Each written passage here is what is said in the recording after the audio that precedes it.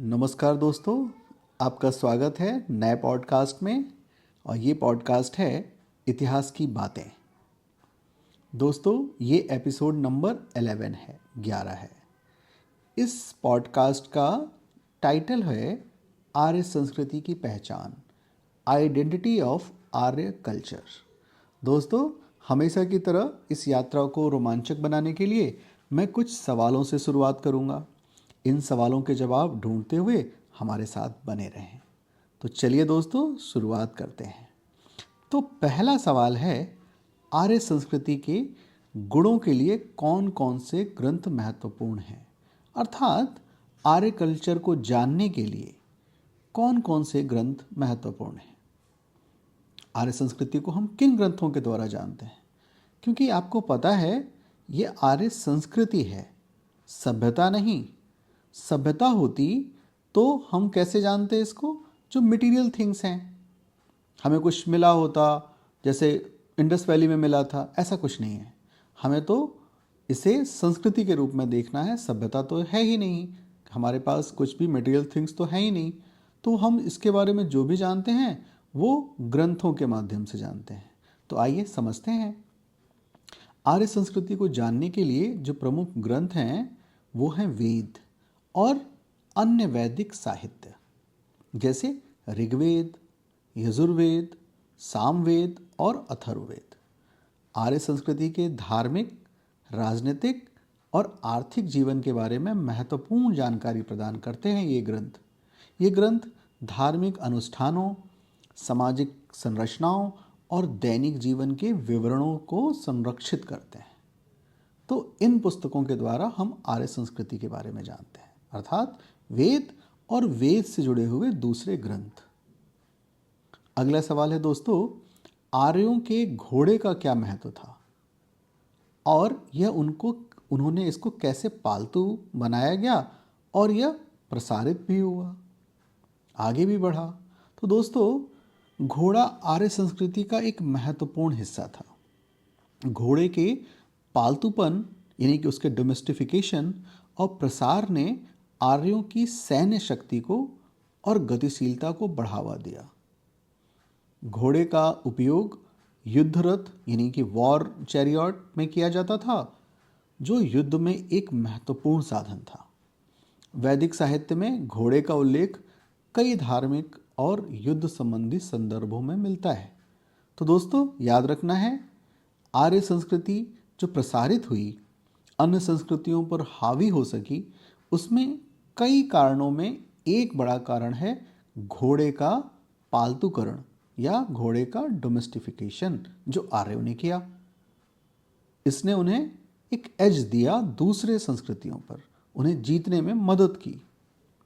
आगे सोचें दोस्तों, युद्ध रथ यानी कि वॉर चैरियट और आरीदार पहिया, ऐसा पहिया जिसमें स्पोक्ड व्हील जिसको कहते हैं, आरीदार पहिया का क्या महत्व था? तो दोस्तों, युद्ध रथ आर्यों की सैन्य तकनीक का एक महत्वपूर्ण हिस्सा था। साथ ही आरीदार पहिया यानी कि स्पोक्ड व्हील के उपयोग ने युद्ध रथ हल्के और अधिक गतिशील बनाए गए, जिससे वे युद्ध में अधिक प्रभावी साबित हुए। युद्ध रथ का उपयोग न केवल युद्ध में बल्कि धार्मिक अनुष्ठानों में भी किया जाता था।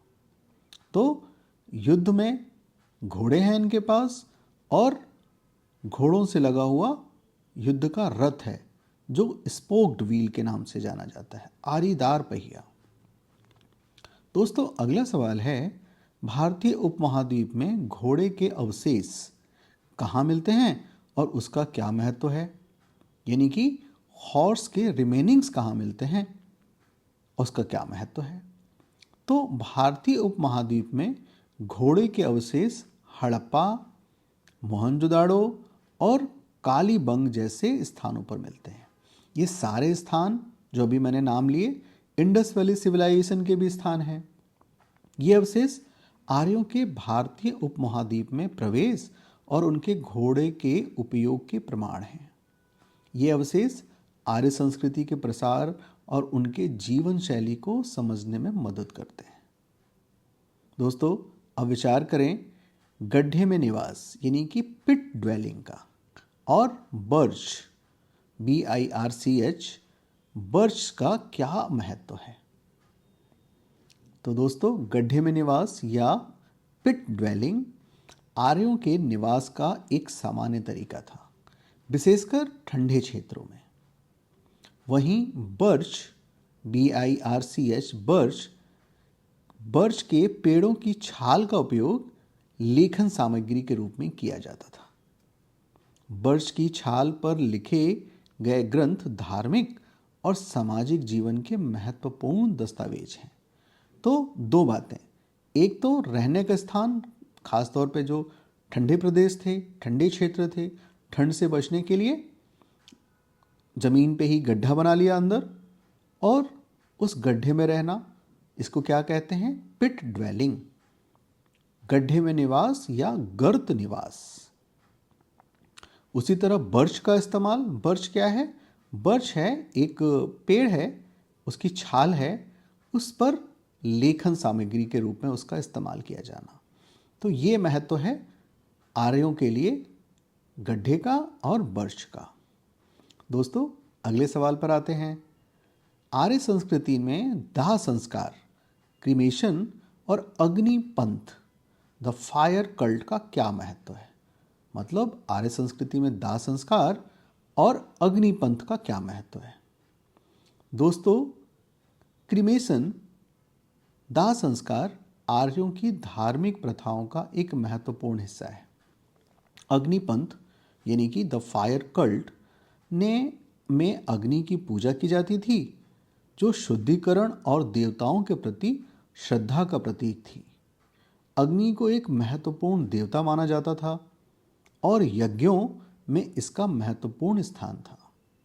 दोस्तों, ध्यान देना है, ये जो संस्कृति है आज भी कंटिन्यू है, और इसमें आज भी हिंदुओं में और अन्य जो भारत में उपजे धर्म हैं, चाहे वो बौद्ध हों, जैन हों, सिख हों, इन सभी धर्मों में दाह संस्कार एक अभी भी प्रथा है जो चली आ रही है, ये इसी समय की है। इसके अलावा अग्नि कुंड बनाया जाता है, जिसमें देवताओं के प्रति श्रद्धा के प्रतीक में बहुत सारे हवन किए जाते हैं। तो ये कंटिन्यूटी को दिखाता है। दोस्तों, आगे बढ़ते हैं और सोचते हैं पशु बलि के बारे में, एनिमल सेक्रीफाइस। तो पशु बलि, अश्वमेध यज्ञ और सोमपंथ का क्या महत्व था, यानी कि एनिमल सेक्रीफाइस, हॉर्स सेक्रीफाइस और कल्ट ऑफ सोम। तो दोस्तों, पशु बलि, एनिमल सेक्रीफाइस और अश्वमेध यज्ञ आर्यों की धार्मिक अनुष्ठानों का प्रमुख हिस्सा थे। वे अनुष्ठान देवताओं को प्रसन्न करने के लिए करते थे और समाज की भलाई के लिए किए जाते थे। उनका मानना था कि ऐसा करने से देवता प्रसन्न होते हैं और समाज में अच्छाई फैलती है। दोस्तों, आज हम चाहे हॉर्स को सेक्रीफाइस ना भी करते हों, किंतु हवन तो किए ही जाते हैं, और हवन कुंड में जो भी आहुति डाली जाती है, ये माना जाता है, समझा जाता है कि ये देवताओं तक पहुंच रहा है। आज भी अनुष्ठान किए जाते हैं। ये जो हैं, ये कंटिन्यूटी को दिखाते हैं। तो हिस्ट्री में कंटिन्यूटी भी एक बहुत महत्वपूर्ण बिंदु है। ये आपको जानना चाहिए कि कौन कौन सी प्रथाएं संस्कृति के रूप में, कस्टम के रूप में आज भी हमारे साथ हैं। खैर, आगे बढ़ते हैं। तो दोस्तों, अंत में हम कालक्रम के बारे में जानते हैं, क्रोनोलॉजी के बारे में, जो आर्य संस्कृति की प्रमुख घटनाओं का समय बताता है।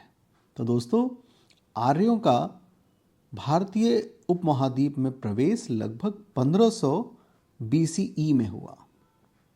दोस्तों, वेदों की रचना काल माना जाता है 1500 से 500 BCE, और रामायण और महाभारत का काल माना जाता है 500 BCE से लेकर 100 CE, यानी कि 500 बिफोर कॉमन एरा से लेकर 100 कॉमन एरा तक। तो दोस्तों, ये था आज का पॉडकास्ट। धन्यवाद दोस्तों कि आपने हमारे साथ इस दिलचस्प यात्रा में भाग लिया। हमारे अगले एपिसोड के लिए बने रहें, जहां हम प्राचीन ज्ञान की और गहराइयों में जाएंगे। सब्सक्राइब करें और अपने विचारों को ज़रूर साझा करें। तब तक खोजते रहें, जिज्ञासु बने। धन्यवाद।